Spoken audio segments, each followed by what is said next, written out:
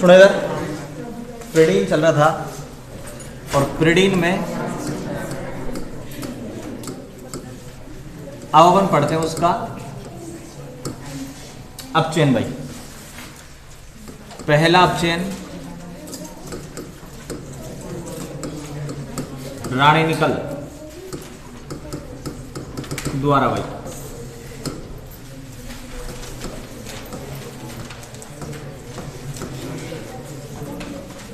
देखो ये प्रिडीन है,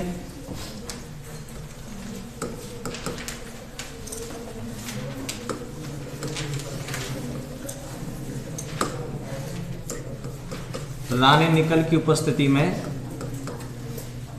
हाइड्रोजन गैस प्रवाहित कर दो,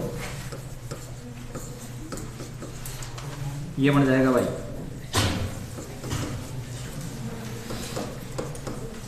पी प्रिडीन। और फिर ये HI की उपस्थिति में गर्म करने पर इसकी वलय खुल जाती है भाई।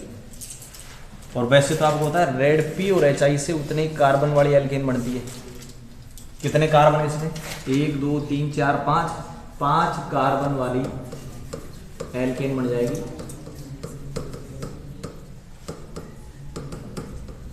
ये लो भाई, ठीक है। ये हो गया इसके द्वारा अपचयन, रानी निकल और HI द्वारा। सेकंड बर्च अपचयन। बर्च रिडक्शन क्या होगा भाई? ये है, अपचयन करवाएं आप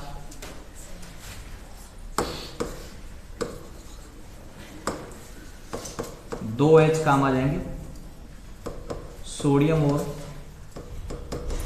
लिक्विड अमोनिया की उपस्थिति में। सोडियम और लिक्विड अमोनिया की उपस्थिति में दो H कहां जुड़ेंगे वो देखो। यहां एक H पहले से ही था भाई, एक H और जुड़ गया। बताओ H कौन कौन सी पोजीशन पर जुड़ा है? पहली और चौथी पर। 1,4 डाइहाइड्रो पिरिडीन, 1,4 डाइहाइड्रो पिरिडीन बन गया भाई। दूसरा रिडक्शन हो गया बर्च रिडक्शन। तीसरा लिथियम एल्यूमिनियम हाइड्राइड द्वारा अपचयन।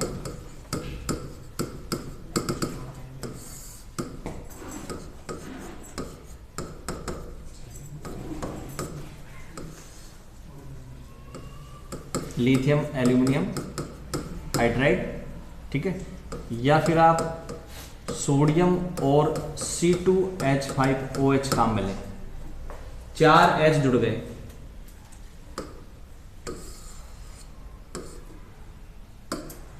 प्लस 4 H कहाँ? 1256 पहली, दूसरी, पांचवी और छठी पर टेट्राहाइड्रो पिरिडीन।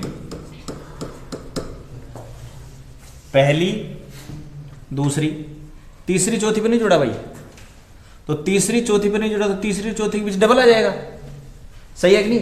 बाकी कहां कहां जुड़ गया? पहली, दूसरी, तीसरी, चौथी में, पांचवी और छठी। पहली पर भी जुड़ गया भाई, ये सही है। कहां कहां नहीं जुड़ा बताओ? 1 2 3 4 के बीच नहीं जुड़ा, 3 और 4 पे नहीं जुड़ा तो 3 और 4 के बीच में डबल बॉन्ड रह जाएगा। ये हो गया आपके पास लिथियम एल्यूमिनियम हाइड्राइड द्वारा अपचयन। 1 2 5 6 टेट्राहाइड्रो पिरिडीन बन जाएगा। तो ये इसका रिडक्शन है। इसके बाद अपन पढ़ें इसका ऑक्सीकरण भाई। ऑक्सीकरण होता है पर अम्लों द्वारा और बनेगा क्या? पिरिडीन एन ऑक्साइड बनता है भाई। क्या बनेगा? पिरिडीन एन ऑक्साइड, ठीक है। पर अम्ल क्या होते हैं? CH3 COOH, ठीक है। इसको आप ऐसे लिखें CH3C डबल बॉन्ड O। उसके बाद पेरोक्साइड बॉन्ड, पेरोक्साइड बॉन्ड क्या होता है भाई, O सिंगल बॉन्ड O पर एसिटिक एसिड, पर एसिटिक अम्ल, ये जो बॉन्ड है इसको बोला जाता है पेरोक्साइड बॉन्ड। तो पर एसिटिक एसिड ले लें आप C6H5C डबल बॉन्ड OOH ले लें आप, है ना, H2O2 ले लें। इनकी उपस्थिति में इसका ऑक्सीकरण हो जाता है प्रिडीन का, और इसकी N पोजीशन पर ऑक्सीजन जुड़ जाता है, ये बन गया प्रिडीन N ऑक्साइड।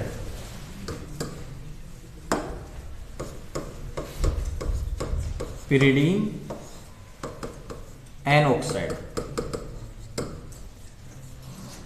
अच्छा, ऑक्सीडेशन करवा दो, ये पिरिडीन ले लो।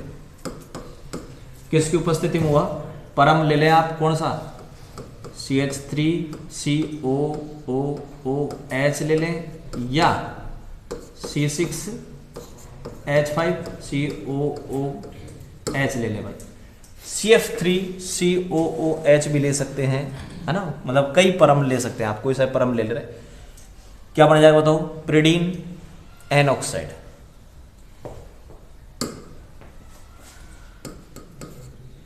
पिरिडीन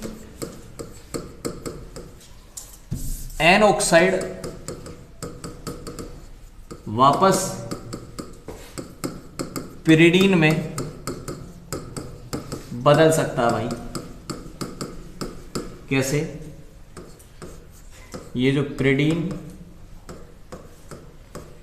N ऑक्साइड है, इसकी रिएक्शन या तो आप PCl3 के साथ करवा दें, ये इस O को लेके चल जाएगा किसके रूप में, POCl3 के रूप में, ठीक है।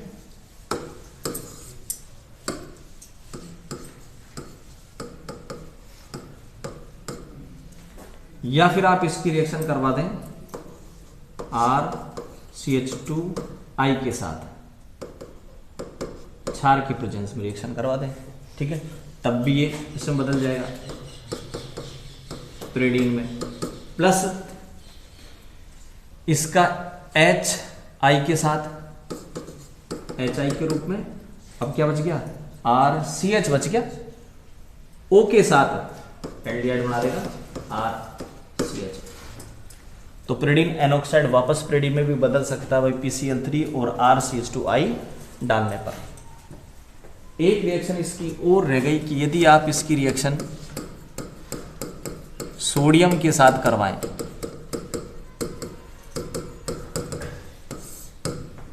पिरिडीन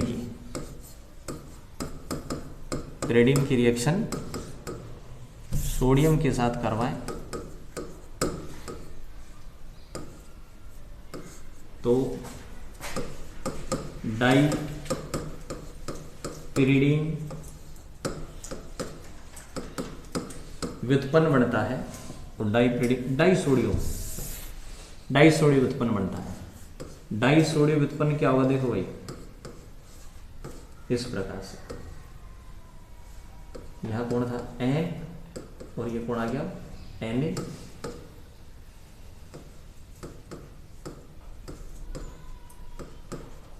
Na, भाई, ये पॉजिटिव और ये नेगेटिव, इस प्रकार से, हालांकि नेगेटिव पॉजिटिव मत लगाओ, ये बन गया, इसका नाम है डाई सोडियो व्युत्पन्न। अब ये जो डाई सोडियो डेरिवेटिव्स है, ये जल या वायु की उपस्थिति में कन्वर्ट हो जाएगा डाईपिरिडीन में।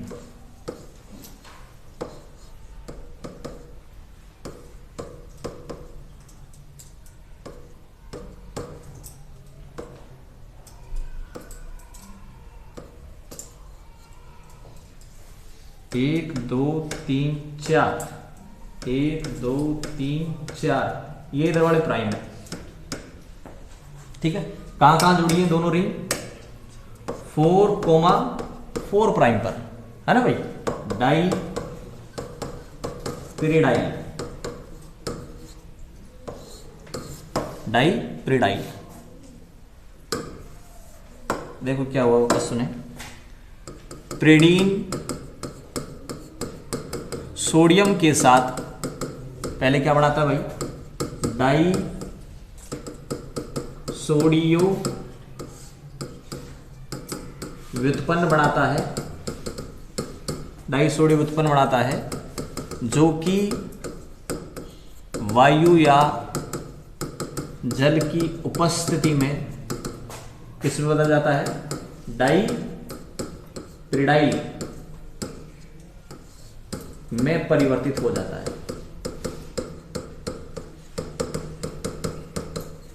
तो सोडियम की प्रेजेंस में दो बेंजीन मतलब दो रिंग आपस में जुड़ जाती भाई सोडियम की प्रेजेंस में। देखो इस प्रकार की रिएक्शन और भी होती हैं, आपने ऐसे ही पढ़ा होगा। ये Cl है, सोडियम की प्रेजेंस में ड्राई ईथर, दो रिंग आपस में जुड़ जाती हैं, दो रिंग आपस में जुड़ जाती है भाई। और इस रिएक्शन का नाम है फिटिंग, वुड्स फिटिंग, है ना भाई। तो उसमें दो चीजों को जोड़ने का काम ही करता है ये सोडियम। RX से RR, ARX से ARR और RX से RAR। ये तीन रिएक्शन है वुड्स फिटिंग और वुड्स फिटिंग। किसके द्वारा होती है? ये सोडियम द्वारा। तो यहां भी सोडियम वही काम कर रहा है, दो पिरिडीन को आपस में जोड़ता है।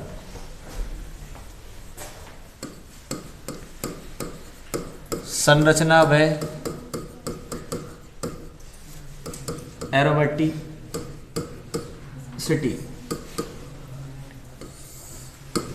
संरचना व एरोमेटिसिटी भाई।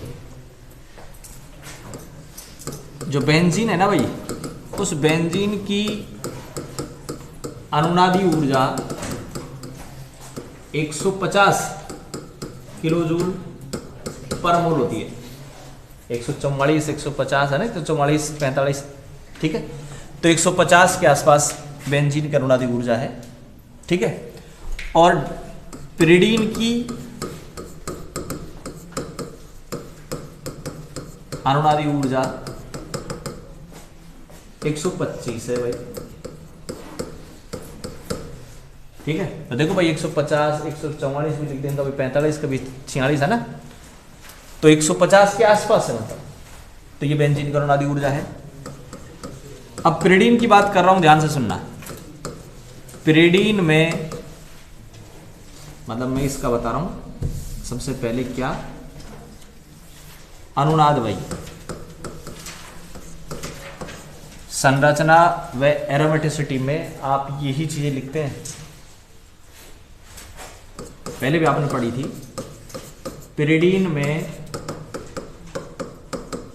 विषम परमाणु होने के कारण, विषम परमाणु को नाइट्रोजन होने के कारण इसकी अधिक अनुनादी संरचना बनती है, इसकी अनुनादी संरचनाएं ज्यादा बनती है नाइट्रोजन होने के कारण। देखो बेंजीन रिंग में तो यही होगा, ये हो गया। अगली रेजोनेटिक स्ट्रक्चर क्या हो जाएगी? ये यहां चल जाएगी, यहां चल जाएगी, यहां चल जाएगी, सही है ना। इसमें देखें ये नाइट्रोजन,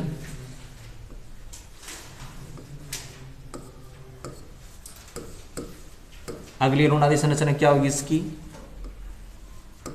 एन पर आ जाएगा, एन पर माइनस,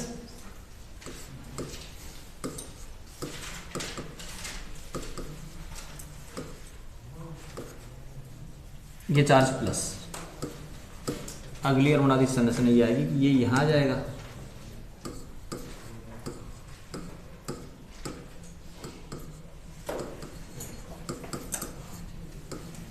अगली अनुनादी संरचना बोलो, ये यहां चल जाएगा भाई, एन पर माइनस है, ये डबल है, यहां डबल है, यहां प्लस रह जाएगा। उसके बाद कौन जाएगा बताओ, ये माइनस यहां चल जाए तो यहां डबल, यहां डबल, यहां डबल, यहां डबल। ठीक है भाई, तो देखो नाइट्रोजन भी अनुनाद में पार्टिसिपेट कर रहा है ना। ये बन गई इसकी अनुनादी संरचनाएं।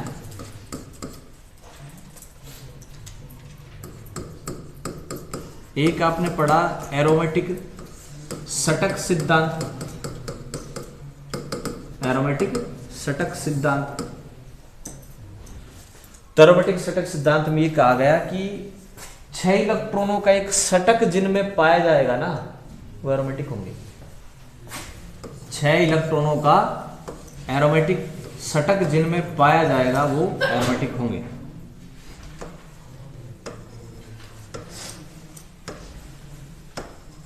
ये प्रत्येक कार्बन का एक एक और नाइट्रोजन का एक,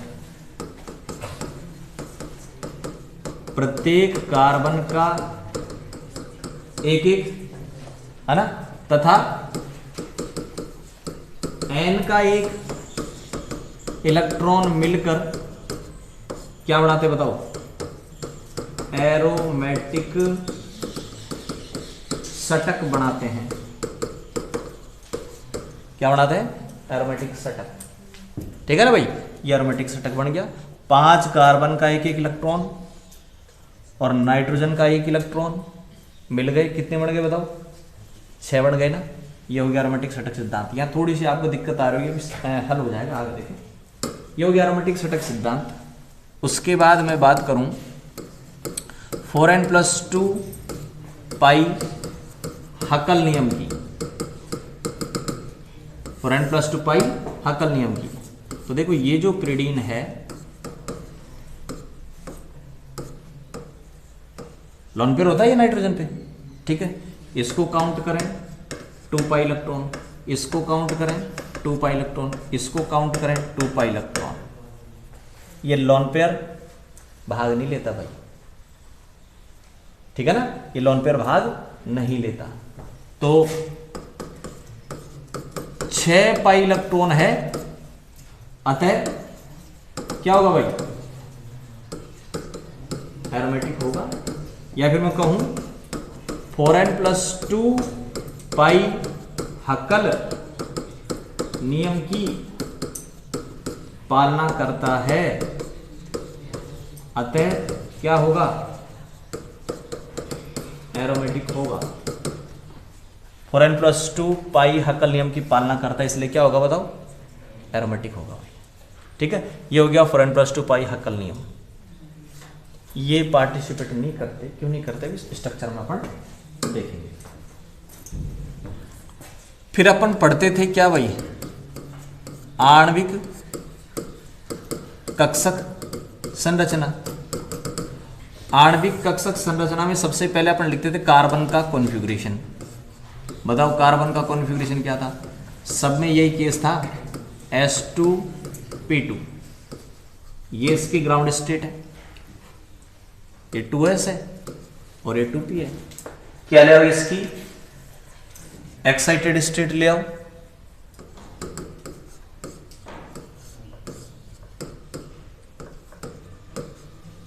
सब में कार्बन की कंडीशन तो सेम है भाई, ध्यान रखना। कार्बन की कंडीशन सब में सेम है क्योंकि सब में कार्बन डबल बॉन्डेड है, डबल बॉन्डेड है, इसका मतलब sp2 संकरण। तो अपन क्या लिखते हैं, कार्बन की संकरित अवस्था। तो कार्बन की संकरित अवस्था लिखते हैं।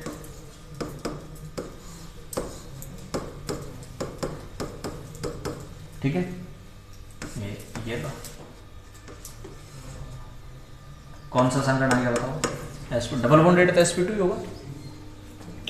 तो कार्बन के पास 3 तो sp2 है और एक असंकृत pz है, एक असंकृत pz है।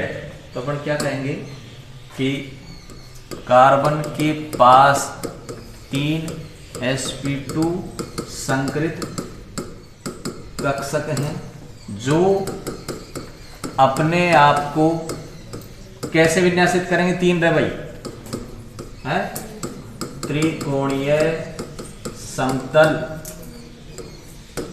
रूप से विन्यासित करते हैं। और एक क्या रह गया बताओ? असंकृत पीजेड है जो क्या होगा? तल के लंबवत होता है। ये कार्बन भाई, ये तो रहे इसके 3 sp2 जिनमें एक एक इलेक्ट्रॉन है भाई।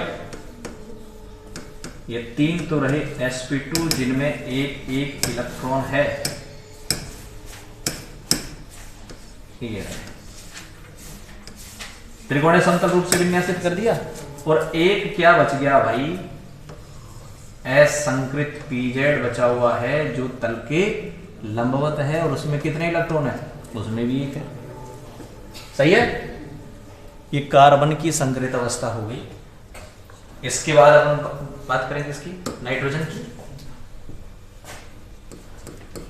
नाइट्रोजन का कॉन्फ़िगरेशन क्या होता भाई? S2P3, ये इसकी ग्राउंड स्टेट रहेगी। एक्साइटेड स्टेटस क्या ही नहीं सकती क्योंकि इधर वैकेंट नहीं है ना। अब क्या लिख दूं मैं नाइट्रोजन की संकरित अवस्था? नाइट्रोजन की संकरित अवस्था लिखूं तो ऐसे लिखूंगा, देखो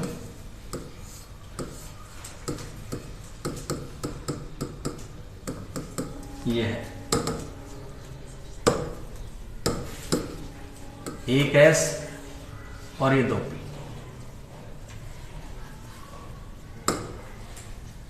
क्या हुआ बताओ? 1s और 2p, sp2 संकरण। तो n के पास क्या है बताओ? 3 sp2 संकरित कक्षक है।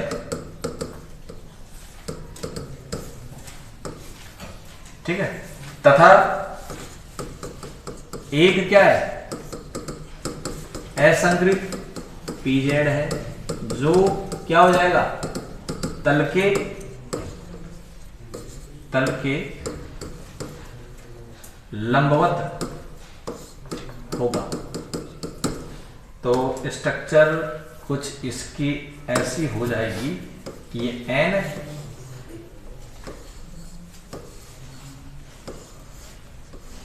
ठीक है ना भाई। देखो 2 इलेक्ट्रॉन इसमें, एक इसमें, एक इसमें और एक इसमें।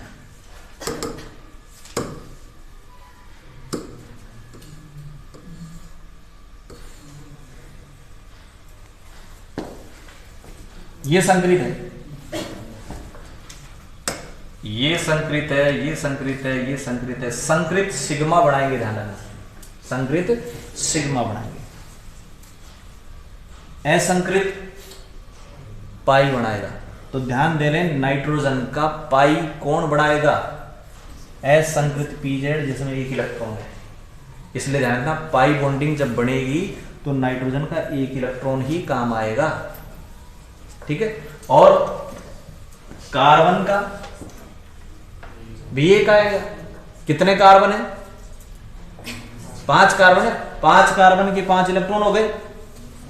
5 कार्बन के 5 इलेक्ट्रॉन हो गए पाई बनाने में। और नाइट्रोजन का एक 6 हो गया ना। इसलिए वहां कह रहा था कि नाइट्रोजन का एक ही भाग लेगा। ये पाई बॉन्डिंग में भाग नहीं लेगा, ध्यान रखना, क्योंकि ये तल में रहेगा। क्या रहेगा? तल में रहेगा। इस प्रकार से जो 3 कक्षक हैं, ये बड़े 3, वो 3 तो रहेंगे तल में ही। यहां 1 2 3। और जो ये पीजेड है, ये कहां रहेगा बताओ? ऊपर और नीचे। ठीक है। 1 2 3 4 5 कार्बन हो गया, नाइट्रोजन हो गया। ठीक है। तो इसका कहां है बताओ? ऊपर पीजेड। इसका भी पीजेड कहां है? ऊपर। इसका भी पीजेड ऊपर, इसका भी। तो 5 कार्बन के पीजेड कहां है? तल के ऊपर और नीचे। नाइट्रोजन का पीजेड कहां है? तल के ऊपर और नीचे। सही है। सारे के सारे मिलकर ओवरलैपिंग कर लेंगे। कौन सा? समपार्श्व अतिव्यापन। ये ऊपर वाले समपार्श्व अतिव्यापन पाई बॉन्डिंग। नीचे वाले भी सारे मिल जाएंगे, ठीक है, पाई बॉन्डिंग बढ़ जाएगी। ये सिग्मा में भाग लेंगे। पहले सिग्मा ही बढ़ता है, ध्यान रखना, उसके बाद में बढ़ता है पाई। तो पहले क्या बढ़ता है? सिग्मा, पाई बॉन्डिंग उसके बाद होती है, ध्यान रखना, पहले सिग्मा बॉन्डिंग। तो पहले सिग्मा बॉन्डिंग करें।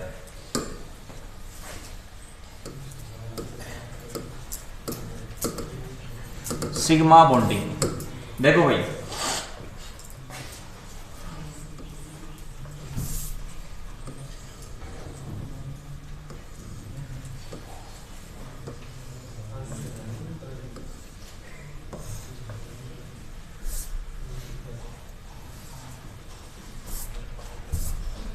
देखो, ये कार्बन है, ये कार्बन है, ये कार्बन, ये कार्बन, ये कार्बन और ये नाइट्रोजन, सही है ना?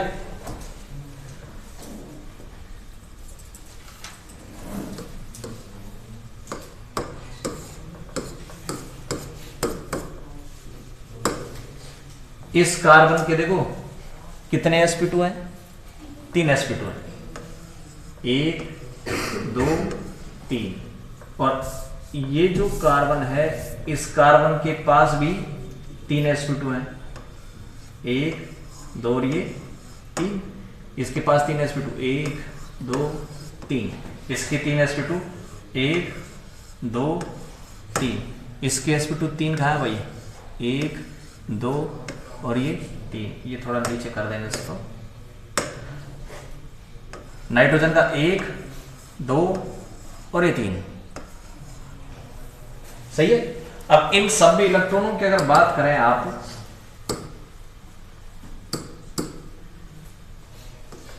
ये 2 इलेक्ट्रॉन यहां 2 रहे, यहां 2 रहे,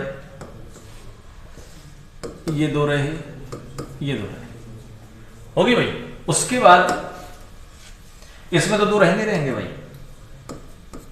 क्योंकि ये सिग्मा बाहर नहीं ले रहा, एक लॉन्ग पेयर बच गया। अब बाकी जो बच गए वो हाइड्रोजन के साथ करेंगे भाई। बाकी बच गए जो हाइड्रोजन के 1s के साथ, सही है ना? बाकी बच गए जो हाइड्रोजन के साथ, इनमें भी वही 2 इलेक्ट्रॉन। एक इलेक्ट्रॉन तो किसने दिया? हाइड्रोजन के 1s ने, और एक इलेक्ट्रॉन किसने दिया? कार्बन के sp2 ने।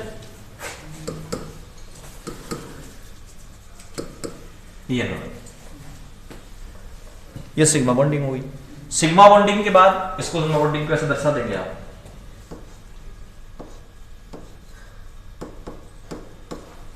सिग्मा बॉन्डिंग हुई। सिग्मा बॉन्डिंग के बाद अब आप करेंगे पाई बॉन्डिंग।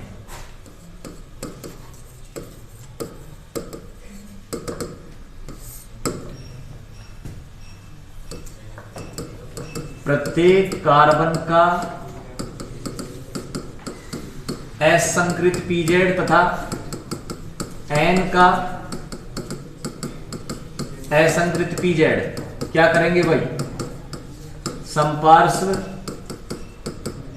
अति व्यापन द्वारा क्या बढ़ा लेते हैं? पाई बॉन्डिंग करते हैं। कैसे करेंगे सुनो भाई पाई बॉन्डिंग।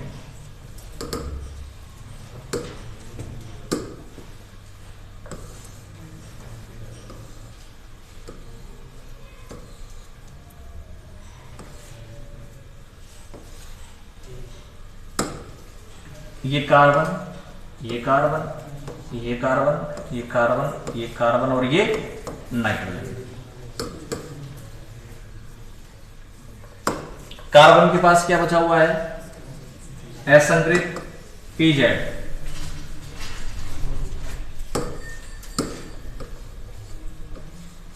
कितना इलेक्ट्रॉन है इसमें? 1। इसके पास भी असंकृत पीजेड, 1 इलेक्ट्रॉन, असंकृत पीजेड 1 इलेक्ट्रॉन, असंकृत पीजेड 1 इलेक्ट्रॉन, असंकृत पीजेड 1 इलेक्ट्रॉन और ये असंकृत पीजेड 1 इलेक्ट्रॉन। और ये सारी सारी क्या है? तल के लंबवत है, ध्यान रखना, ठीक है। अब पाई बॉन्डिंग हो जाएगी। ऊपर वाली सारी लोग, ठीक है, ऊपर वाली सारी लोग का पाई बॉन्डिंग कर देंगे पहले अपन।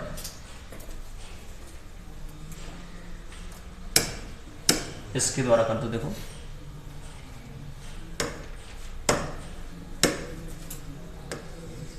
ऊपर वाले लोब मिला दें पहले,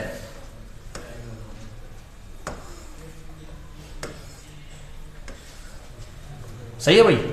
अब नीचे वाले लोब की पाई बॉन्डिंग कर देंगे अपन इससे।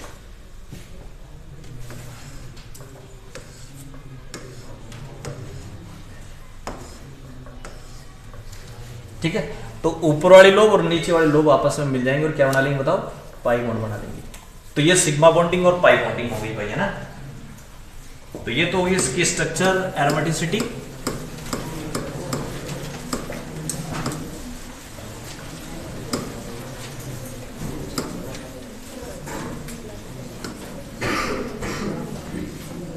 स्टार्ट करो भाई।